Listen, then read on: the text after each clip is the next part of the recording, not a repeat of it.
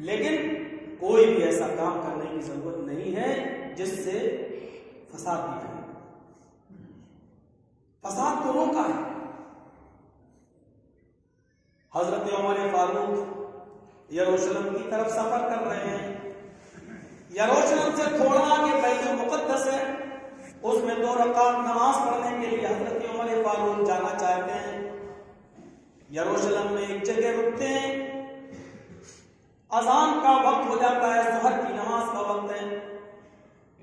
جو فوج ان کے ساتھ جا رہی ہے حضرت عمر فاروق کے پاس کے ساتھ، ان فوجیوں میں سے ایک نے اذان دی۔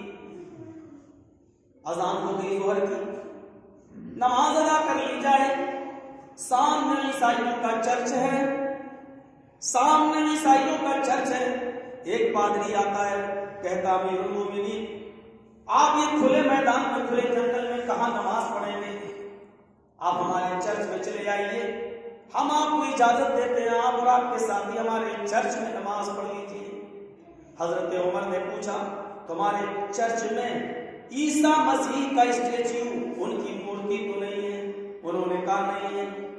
کہا پھر ہمیں کوئی حرج نہیں ہے۔ ان عیسائیوں نے فوراً اپنے چرچ کو دھو لیا، چٹائیاں بھی انہوں نے بچھا دی۔ حضرت عمر اس چرچ کے اندر داخل ہو جاتے ہیں، عیسائیوں کے گرجا میں داخل ہو جاتے ہیں۔ جس صحابی نے اذان دی اس نے اقامت بھی کہہ دی، اللہ اکبر اللہ اکبر، اشہد ان لا الہ الا اللہ، اشہد ان محمد رسول اللہ، حی علی الصلاۃ حی علی الفلاح، قد قامت الصلاۃ قد قامت الصلاۃ، اللہ اکبر لا الہ الا اللہ۔ حضرت عمر نے یہ اعلان بھی کر دیا، استووا صفوفکم، لوگوں تم اپنی صفیں درست کر لو۔ اب قبلے کی طرف چہرہ کیا اور اللہ اکبر کہنے والے ہوئے، نماز پڑھانے کے لیے جیسے ہی تیار ہوئے، ان کے ذہن میں پتہ نہیں کیا خیال آیا، فوراً اٹھ گئے، چہرہ گھمایا اور فرمایا ساتھیو یہ چٹائیاں اٹھا لو، یہ فرش اٹھا لو جو تم نے کھجور کے پتوں کی چٹائیاں بچھائی ہیں، اور باہر اسی جنگل میں چلو جہاں سے آئے ہو۔ سارے کے سارے لوگ چرچ سے نکل گئے، گرجا کے باہر نکل گئے، اور جو میدان تھا اسی میدان میں انہوں نے اپنی چٹائیاں بچھا لی۔ حضرت عمر فاروق نے اسی میدان کے اندر نماز ادا کی۔ حضرت عمر نے امامت کی اور صحابہ نے آپ کے پیچھے نماز پڑھ لی۔ جب نماز میدان میں پڑھ لی گئی تو عیسائیوں کا وہ پادری آیا اور کہنے لگا امیر المومنین کیا ہمارا گرجا ناپاک تھا؟ یا ہمارے گرجا میں آپ نماز پڑھ لیتے تو کیا آپ کے مذہب کی کوئی توہین ہو جاتی؟ ہم تو آپ کو پرمیشن دے ہی چکے تھے، پھر کیا بات ہے کہ آپ نے ہمارے گرجا میں نماز پڑھنے سے انکار کر دیا؟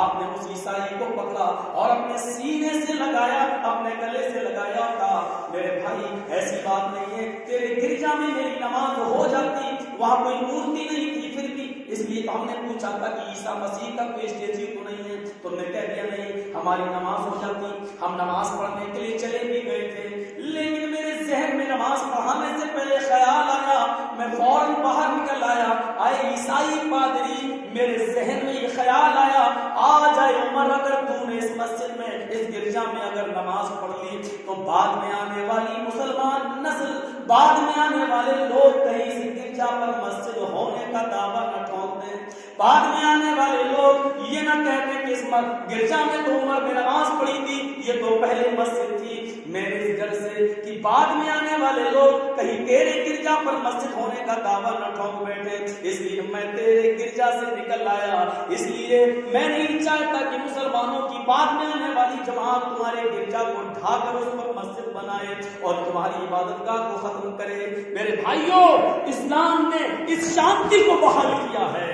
اسلام یہ سکھاتا ہے اگر مسلمانوں کی بستیوں میں غیر مسلموں کے مندر یا غیر مسلموں کے چرچ ہیں تو ان کی حفاظت کی ذمہ داری جتنے غیر مسلموں کی ہے اس سے کہیں زیادہ حفاظت کی ذمہ داری مسلمانوں کے اوپر آئے گی۔ یہ ہمیں اسلام نے شکشا دی ہے، یہ ہمیں ہمارے مذہب نے بتائی ہے۔ حضرت عمر نے اس گرجا میں صرف اس لیے نماز نہیں پڑھی کہ بعد میں آنے والی نسل کہیں تمہارے گرجا پر مسجد ہونے کا دعویٰ نہ ٹھوک دے اور یہ نہ کہہ بیٹھے کہ اس میں پہلے عمر نے نماز پڑھی ہے، پہلے سے مسجد تھی، تم نے اس میں اپنا چرچ بنا دیا۔ کسی بھی ایسی جگہ پر ہماری نماز نہیں ہو سکتی ہے جا ارے مندر یا چرچ کو گرا کر مسجد بنانا تو بہت دور کی بات، اگر کسی یتیم اور بے بس مجبور آدمی کی زمین پر 1 انچ بھی اگر اس کی زمین پر قبضہ کر لیا، پوری جگہ مسجد کی، لیکن 1 انچ اگر آپ نے کسی کی مرضی کے خلاف اس کی زمین کو لے لیا تو جب تک وہ مسجد قائم رہے گی اس وقت تک اس مسجد میں 1 بھی سجدہ ادا نہیں ہوگا، 1 بھی سجدہ۔ اگرچہ زمین 1 انچ ہے، مسجد پوری کی پوری مسجد کی ہے، لیکن 1 انچ نے جس طرح پیشاب کا ایک قطرہ پوری بالٹی پانی کو ناپاک کر دیتا ہے، اسی طرح ناجائز ہڑپ اور قبضہ کی ہوئی 1 انچ نے پوری مسجد کو خراب کر دیا۔ اب اس مسجد کے اندر تمہاری نماز نہیں ہو سکتی ہے۔ اسلام ہمیں یہ دعوت دیتا ہے، اسلام کہتا ہے جھونپڑی رہے مسجد چلے گی، ٹیم پڑی ہو چلے گی، کھجور کے پتوں کی چھت چلی ہو پڑی ہو چلے گی، لیکن کسی کی زمین پر ناجائز۔ مسجد نبوی کی جب توسیع ہو رہی تھی تو 2 یتیم بچوں نے ہدیتاً وہ دے دی، اے اللہ کے رسول میں مسجد کے لیے اپنی زمین دے رہا ہوں۔ اللہ کے نبی نے اس کا پیمنٹ کرنا چاہا تو ان 2 یتیم بچوں نے کہا اللہ کے رسول مجھے ضرورت نہیں ہے، ہم تو خوشی خوشی دے رہے ہیں۔ اللہ کے نبی نے یہ کہہ کر کہ تم نے اپنے دل میں نیت کر لی ہے، تم تو خوشی خوشی دینا چاہتے ہو، لیکن ہم تمہاری زمین خوشی خوشی نہیں لے سکتے ہیں۔ بعد میں آنے والے لوگ یہ نہ کہیں کہ محمد رسول اللہ نے ثواب کا لالچ دے کر ان یتیم بچوں سے زمین ہاتھ لی، ان کو جنت کا لالچ دے کر ان سے زمین لے کر مسجد بنائی۔ ہم تمہیں تمہاری اجرت دیں گے، تم نے جو نیت کی ہے اس نیت کا ثواب تمہیں ملے گا، اس نیت کے مطابق تمہیں ثواب ملے گا۔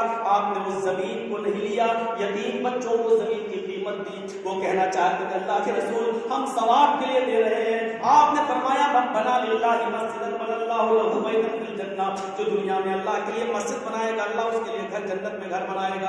ہم جنت میں گھر لینا چاہتے ہیں۔ آپ نے کہا تمہاری نیت کے مطابق تمہیں جنت میں گھر ملے گا، لیکن ہم جو سوچ رہے ہیں اس سوچ کے مطابق ہم تمہیں پیسہ دیں گے، ہم اس کی قیمت تمہیں دیں گے، تاکہ بعد میں آنے والے لوگ یہ نہ کہیں کہ محمد رسول اللہ لالچ دینے میں، جنت کا ثواب بتانے میں، نماز کا مسجد کا زمین دینے کا ثواب بتانے میں بڑا ماہر ہے، اس لیے آپ نے ایسی پہاڑے پڑھائے کہ لوگ زمین دینے پر تیار ہو گئے۔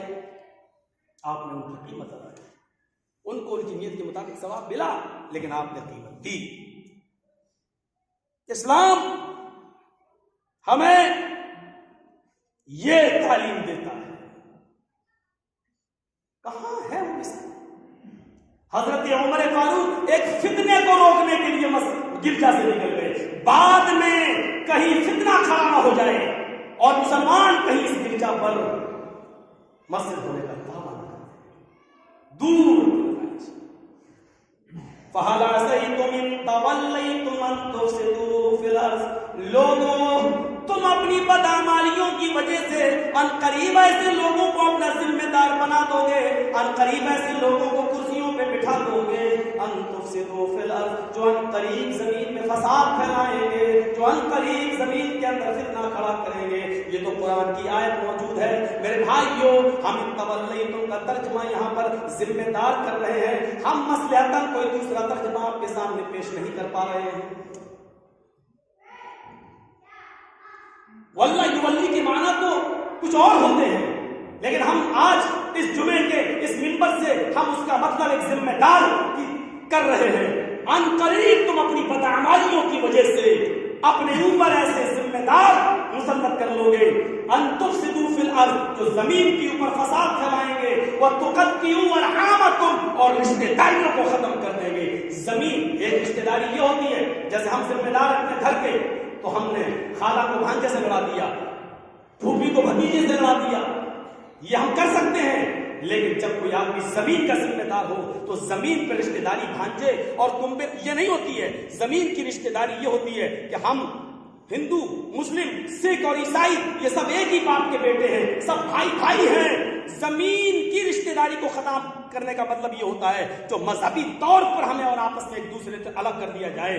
ان تفسدوا فی الارض وتقطعوا ارحامکم، تم زمین پر ایسے لوگوں کو مسلط کر دو گے جو اپنے جرائم کی بنیاد پر رشتہ داری کو ختم کر دیں گے، یعنی بھائی چارے کو ختم کر دیں گے۔ میرے پیارے ساتھیو، ایسا محسوس ہو رہا ہے جیسے قرآن کی آیت آج ہی نازل ہو رہی ہو، ایسا لگ رہا ہے کہ اللہ تبارک و تعالیٰ کو، اللہ کے بارے میں تو یہ کہا ہی نہیں جا سکتا کہ لگ رہا ہے، بالکل میرے بھائیوں وہ عالم الغیب ہے اور قیامت کی صبح تک بلکہ دنیا بلکہ ہمیشہ کو رہے گا میرے بھائیوں، اس کو علم تھا۔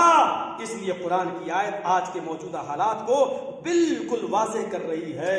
حضرت عمر فاروق رضی اللہ تعالیٰ عنہ جب ذمہ دار بنائے گئے تو ان کے پاس ملک شام کا ایک گورنر ملنے آتا ہے۔ حضرت عمر اپنے گود میں اپنے بچے کو کھلا رہے تھے اور اپنے بچے کو چوم رہے تھے۔ امیر المومنین اپنے بچے کو بوسہ لے رہے تھے۔ ملک شام کا گورنر آتا ہے، ملک شام کا گورنر، اور آنے کے بعد اس نے جب دیکھا کہ حضرت عمر فاروق اپنے بچے کو بوسہ لے رہے ہیں، کھلا رہے ہیں، چوم رہے ہیں، تو حضرت عمر فاروق رضی اللہ تعالیٰ عنہ نے اس گورنر نے جب دیکھا تو اس نے فوراً مسکراتے ہوئے کہا، امیر المومنین آپ اپنے بچے کو اتنا پیار کر رہے ہیں؟ کہا ہاں، اچھا ہے میرا، کیا تو میں نہیں معلوم کہ محمد رسول اللہ صلی اللہ علیہ وسلم کا جب کوئی چھوٹا بچہ نہ رہا تو آپ اپنے نواسے کو اپنے کاندھے پہ اٹھایا کرتے تھے، نماز کے لیے بھی مسجد میں لے جایا کرتے تھے، گود میں اٹھا کر نماز پڑھا کرتے تھے، کاندھے پہ اٹھا کر نماز پڑھا کرتے تھے، رکوع سجدے میں جاتے تھے تو زمین پہ بٹھا دیا کرتے تھے۔ بچوں سے پیار کرنا بھی ہمارے دین کا ایک حصہ ہے اور یہ تعلیم ہے محمد رسول اللہ صلی اللہ علیہ وسلم کی۔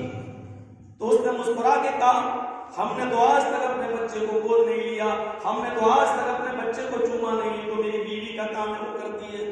حضرت عمر فاروق نے اپنے بچے کو چٹائی پر بٹھایا اور کھڑے ہو کے کہا، اعطینی الجائزہ، اپنی گورنری کی ڈگری واپس کر۔ عمر فاروق سے زندگی میں پہلی مرتبہ غلطی ہو گئی کہ اس نے تمہیں ملک شام کا گورنر بنا دیا، اس نے ڈگری واپس کر دی، لیجیے گورنر کا عہدہ، لیکن میری خطا کیا ہے؟ امیر المومنین نے کہا تیری خطا یہ ہے کہ تو اپنے بچے سے پیار نہیں کرتا۔ اس نے کہا بچہ میرا ہے، میں پیار کروں یا نہ کروں اس میں غلطی کیا ہے؟ حضرت عمر نے کہا جو شخص اپنے بچے سے پیار نہیں کر سکتا ہے وہ ملک شام کی عوام سے کیا پیار کرے گا، وہ ملک شام کی رعایا سے کیا پیار کرے گا، وہ وہاں کے باشندوں سے کیا پیار کرے گا؟ حضرت عمر، امیر المومنین کا بھروسہ تیرے اوپر سے اٹھ گیا ہے، ڈگری واپس کر۔ وزیر اعظم یا پردھان منتری کی کرسی کسی ایک ذاتی اور